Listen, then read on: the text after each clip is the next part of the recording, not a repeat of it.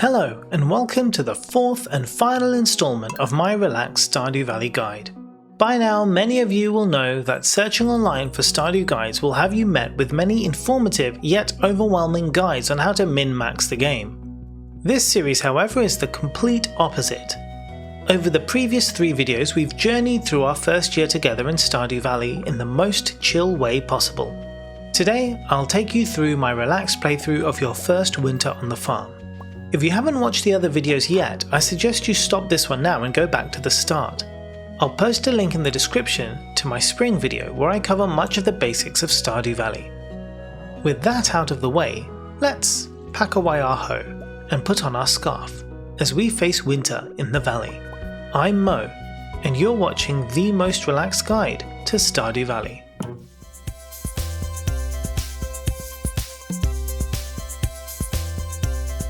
On day 1 of winter, the television has some advice for you.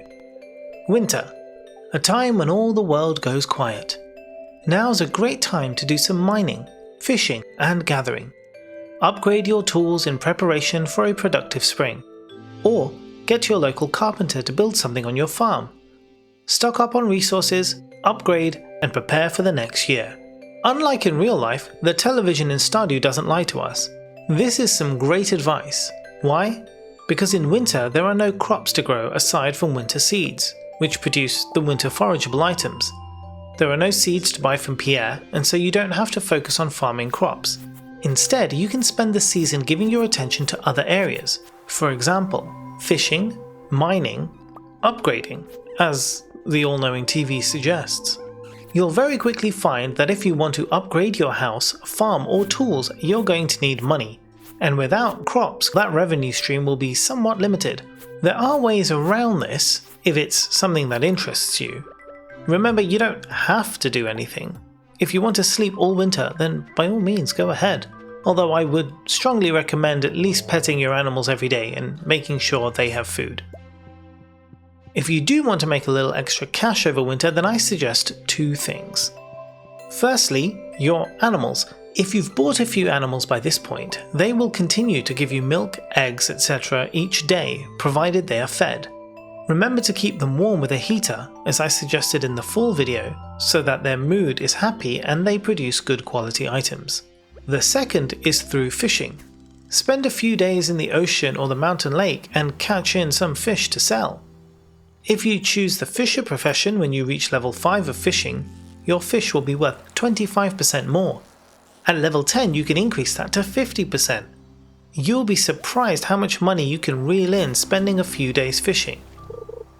Yes, that was a fishing pun, and no, once again I am not sorry. I saw that a fishing quest had been posted on the special orders board, so I picked it up. Seeing as I'd be fishing anyway, might as well get a reward for it too. During winter, when you head into town from your farm, you'll notice a shadowy figure run away from you. I suggest you follow it. Look out for the footprints in the snow. That's all I'll say about that. Finally, on day 1, I received a drum block from Gunther for an artifact I delivered. I only mention this because I love the drum block. I like to put it beside my bed and pick a beat. Every time you pass the drum block, it plays that beat. Stand next to it and right-click to change the sound it makes. Now every time I get out of bed or go into bed, a beat will play. Good night everyone. After completing the fishing quest I picked up on day 1, Demetrius sent me a blueprint for the farm computer. The farm computer is a nifty little gadget that lets you keep an eye on the state of your farm. It will tell you how much hay you have left, how many crops you have, how much ground you've tilled, and so on. It's really helpful to check each day and get an idea of the state of your farm. I recently welcomed a new tier 2 channel member as I was recording this playthrough, and so I went to Marnie to purchase an animal for them. All YouTube channel members get a shout out in my videos, and in addition to that, tier 2 members get to have an animal named after them on my farm, such as MichelleRomy over here. This baby brown cow belongs to Dany, our newest tier 2 member. Our tier 1 channel members are Meadow, Riks and J1A2V3E4. After settling Dany in her new home, I head south and visit a new friend we haven't met yet. This is arguably one of the cutest characters in the game. It's the Hat Mouse. The Hat Mouse has a shop here with a rotating supply of hats.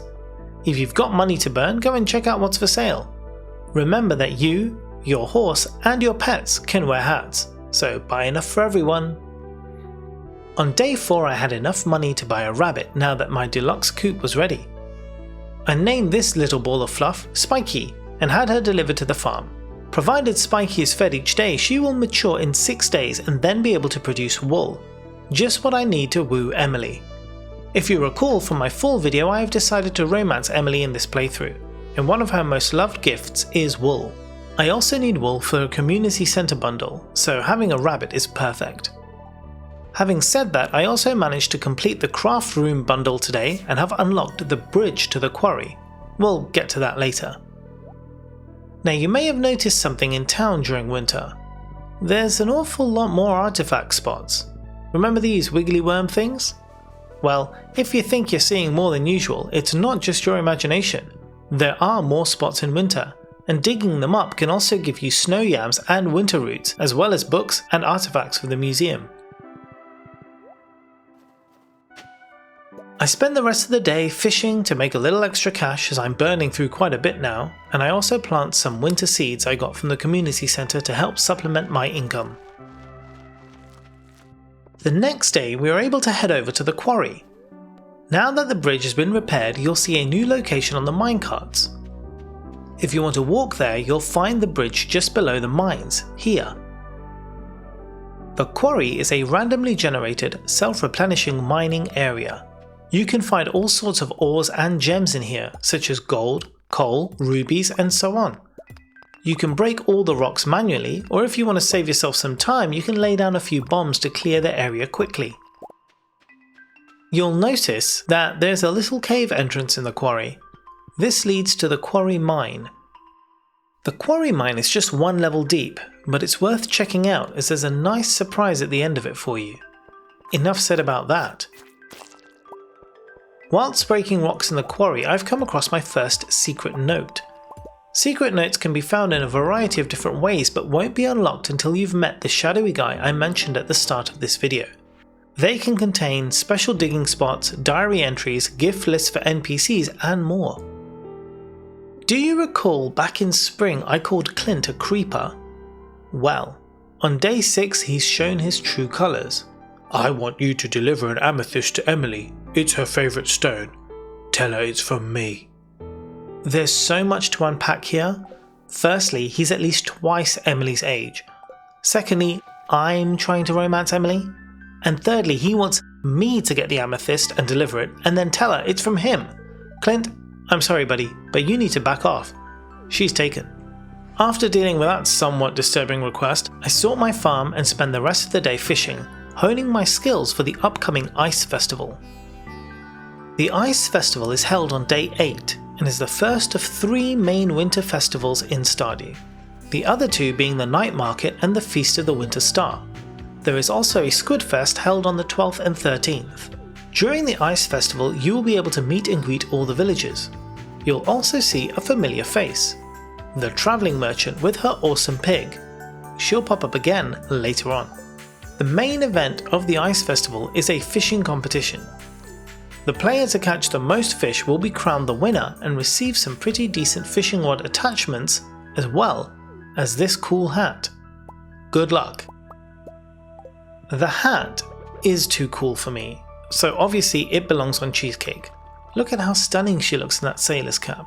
What an icon. Now that I'm the fishing champion of Pelican Town, I really need to kit myself out as a champion. I head over to Willy on the morning of day 9 and finally purchase the Iridium Rod.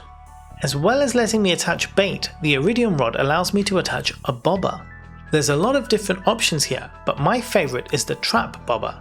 I always used to use the lead bobber, but a community member in the Discord, Emily, suggested I use the trap bobber as it takes longer for fish to escape when they aren't in the bar. Since using the trap bobber, it completely changed my life. Fishing has never been so easy, so thank you so much for that tip, Emily. On day 9 my rabbit dropped their first wool and I was able to complete the bundle which unlocked the greenhouse. More on that in a bit. In addition, I also received my first duck feather from Count Quackula. I'll be donating that to the community centre too. Okay, so let's talk about the greenhouse. The greenhouse is one of those game-changing unlocks in Stardew Valley. It allows you to grow any crop or tree any time of year. That means you could be growing melons in winter or planting apple trees that will produce fruit all year round. It really is magnificent. If you want to know how to plant trees in your greenhouse, I made a short on just that topic which you can find here. I'll put a link in the description below as well. On day 11 it's ready to use, so I head in and start placing some sprinklers, hoeing the ground and getting it ready for use. This is where I now show you some great little features in the game to make things more practical and look nicer. Firstly, head over to everyone's favourite girl boss carpenter Robin. When you go to the Construct Farm Buildings menu, you'll notice that you also have an option to move buildings around.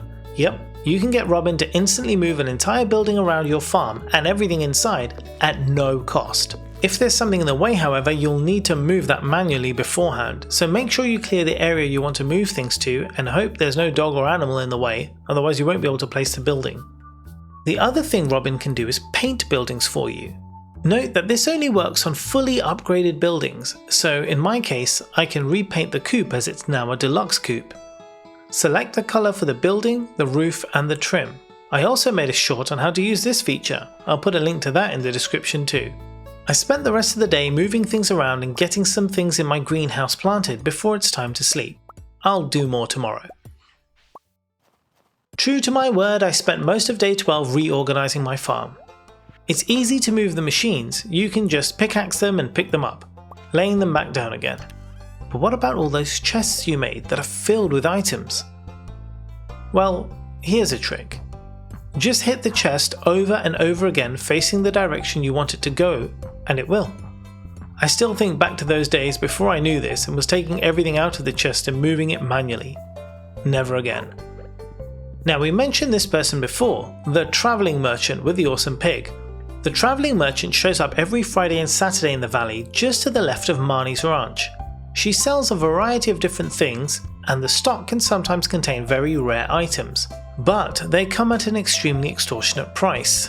Sometimes it's worth it, but most times I pass on her wares unless there's something I specifically need as soon as possible. In this relaxing playthrough however, there's nothing really worth buying except for the rare seed. The rare seed is very pricey, but it will grow into a sweet gem berry, which is one of the most valuable crops in the game. After you've grown a sweet gem berry, you can use a seed maker to make more seeds. I would recommend growing at least one, as it will be very useful elsewhere in the game. After you've unlocked the greenhouse, you'll be visited by Evelyn. She will give you a garden pot and the blueprints to create one yourself. Garden pots are a seriously underrated item in Stardew as you can use them to grow almost any crop inside any building, any time of year. You'll remember back in fall I said that the Spirit's Eve was one of my favourite events in Stardew. Well, here's the other one, the night market. On days 15, 16 and 17 of winter, from 5 PM, you'll be able to head down to the beach and visit the night market. It's a collection of different vendors, events and free coffee. What sets this apart from some of the other events is the access to the area isn't closed off when the event isn't running. You can still do things during the day, and leaving the event doesn't end the day. You're free to come and go as you please. I heartily urge you to go and check it out on each of the days, as the items in the shop change. And with a greenhouse you could start growing some really good crops from the seeds available. You can also go fishing in this submarine. I wonder what interesting things you'll catch deep in the ocean. Don't sleep on the mermaid show either, it's a gem. Another thing that is unlocked after you construct your greenhouse is the ability to access this giant stump. Visiting the giant stump informs you that with 100 pieces of hardwood you could fix it up. If you do, you won't regret it.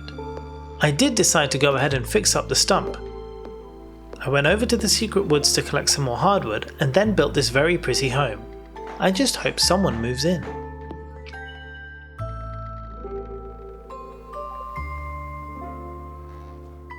On day 18 you will receive a letter in the post telling you about the Feast of the Winter Star. This is the main event of winter and there is a secret gift giving ceremony. You will be given an NPC whom you need to give a gift to, should you wish. This year I got Harvey. A quick look on the wiki tells me that Harvey likes coffee. Thankfully I have some coffee beans and a keg, so that shouldn't be a problem. You'll have 7 days to prepare your gift. Plenty of time to get pretty much anything you need. The wool I'm getting from my rabbit is not just useful as a gift for Emily, you can also use it to make cloth. To do this you will need to craft a loom. To get the crafting recipe for a loom, you need to be farming level 7.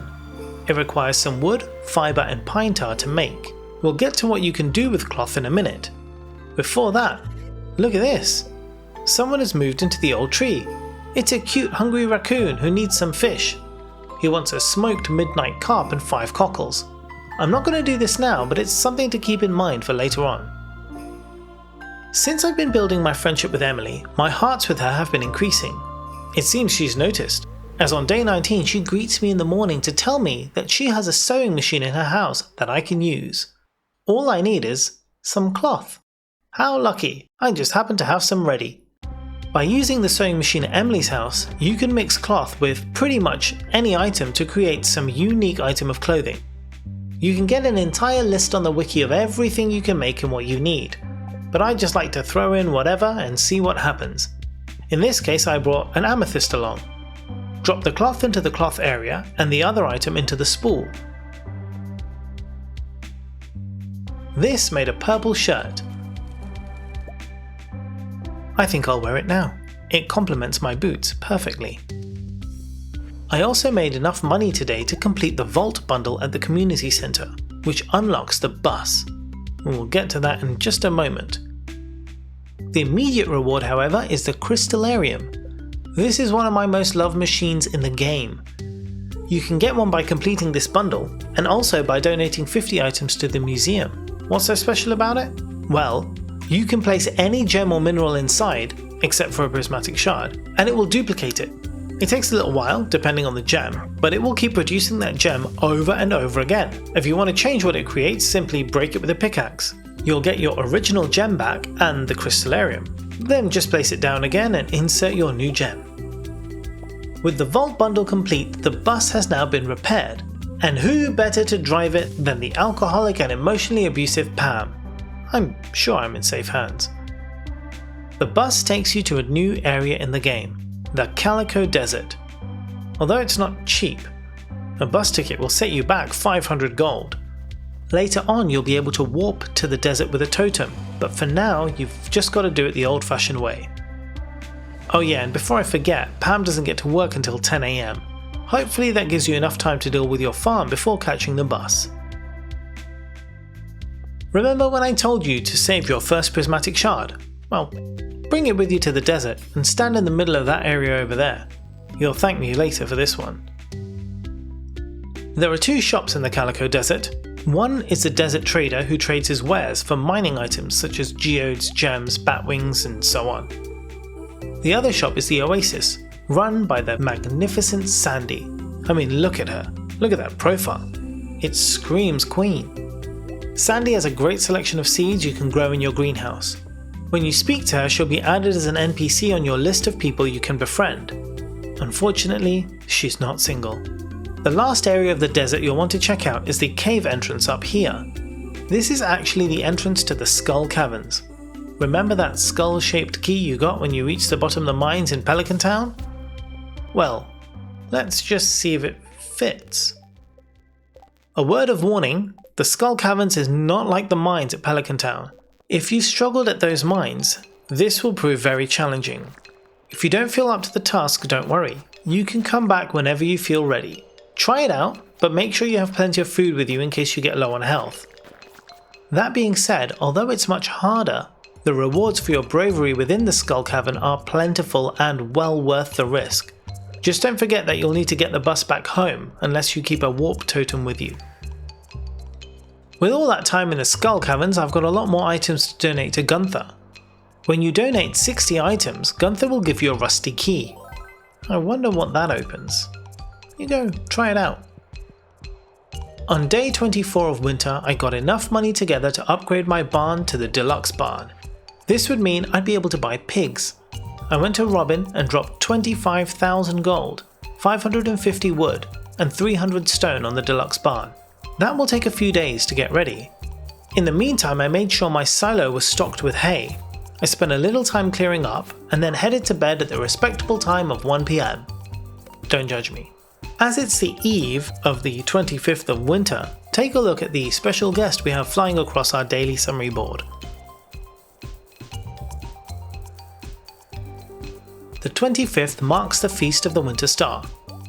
The shop here sells a few extremely overpriced items and a bunch of winter decorations.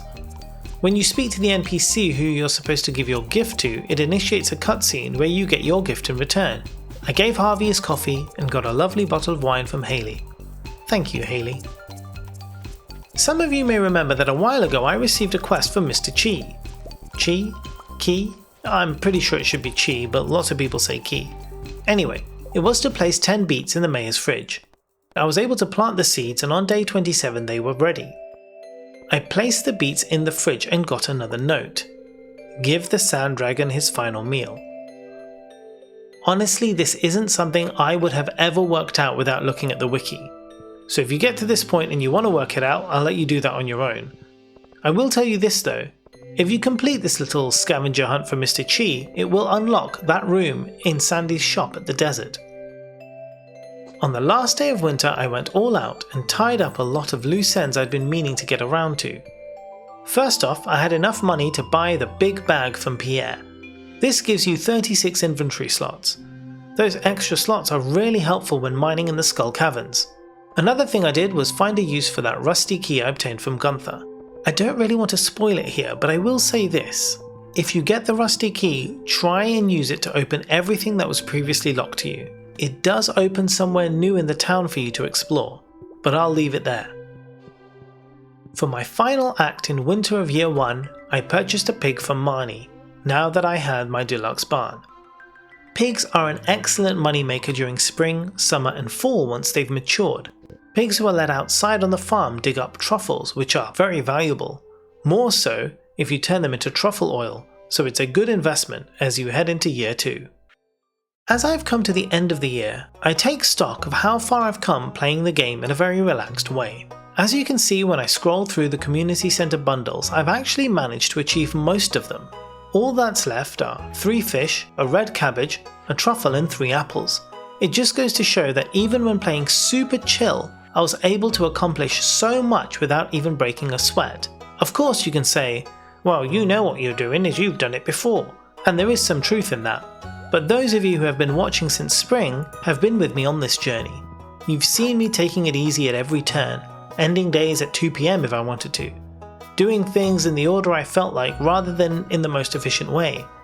I want to highlight this because more than anything I want you to go away from this video feeling as though you too can accomplish so much in Stardew playing in whatever way feels right to you.